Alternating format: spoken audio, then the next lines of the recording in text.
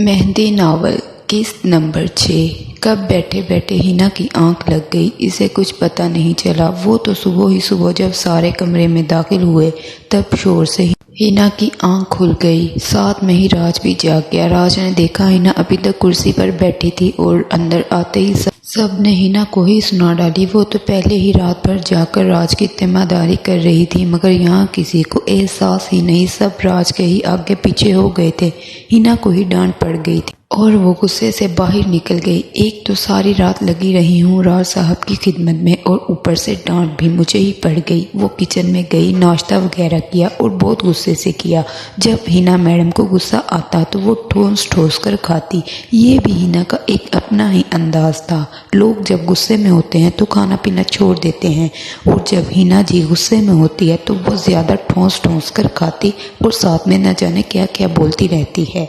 राज की तबीयत अब काफ़ी संभल गई थी, मगर हिना फिर भी राज के कमरे में नहीं गई। आधा दिन इसने गार्डन में गुजार दिया। वो तो हाजरे से बुलाने आई, भाभी भैया बुला रहे हैं। क्यों बुला रहे हैं? अब तो वो लॉर्ड साहब सही हो गए हैं, उठकर खुद नहीं आ सकते मेरे पास। रात भर जाग जाकर लॉर्ड साहब के माथे पर पट्टियां रखती रही। सुबह ही मेरी आंख लगी, ऊपर से सब अचानक नाजिल हो गए और मुझे ही बुरा भला कहा सबने कि मैं सोती रही हूँ। एवी ही तो सही नहीं हो गए लॉर्ड साहिब। हिना ने सारा गुस्सा, सारी भड़ास निकाली थी। हाजरा ने मुंह पर हाथ रखा। अल्लाह हिना भाभी, खुदा का खौफ करें, वो मजाजी खुदा हैं आपके। कुछ तो सोचें आप इनके बारे में। हाँ तो मैंने कौन से जूते उतार कर राज साहब पर परसा दिए। बस खिदमत भी की इनकी और सिला भी मिल गया मुझे। अब मैं किसी और के कहने में नहीं आऊँगी। जो करना है कर ले जाओ, बोलो अपने लाडले भैया से नहीं आना मुझे। हिना ने बेरुखी से मुंह फेर लिया और हाजरा ने एक नज़र हिना को देखा। तेरा कुछ नहीं हो सकता, कभी नहीं, और अंदर चली गई। हिना काफ़ी देर बाहर गार्डन में टहलती रही कि राज साहिब आएगा तो इसे मनाएगा, मगर राज नहीं आया और भी घर का कोई फर्द नहीं आया। हिना को भूख महसूस होने लगी तो सीधे किचन में घुस गई।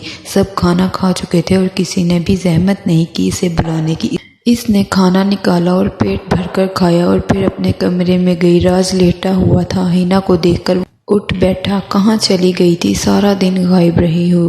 कोई बात हुई है क्या? नहीं, बात तो कोई नहीं हुई। रात भर जाकर लॉर्ड साहिब की सेवा की और बदले में डांट पड़ी मुझे। इस वक्त तो नहीं बोले तुम कि हिना रात भर जागती रही है साथ मेरे, और अब पूछ रहे हो अनजान भरकर। आमीन है जी, आमीन है तुम पर।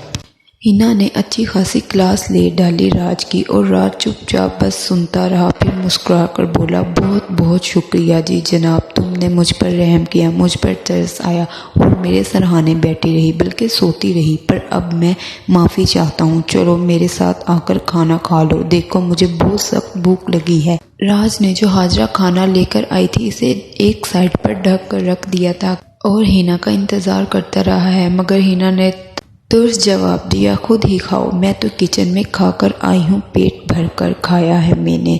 तो तुम मेरे साथ खाती ना, मैं कब से तेरी राह तक रहा था और तुम बिना बताए मुझे खाकर आ गई हो। अच्छा जी, अब मुझे तुमसे परमिशन लेकर खाना खाना पड़ेगा।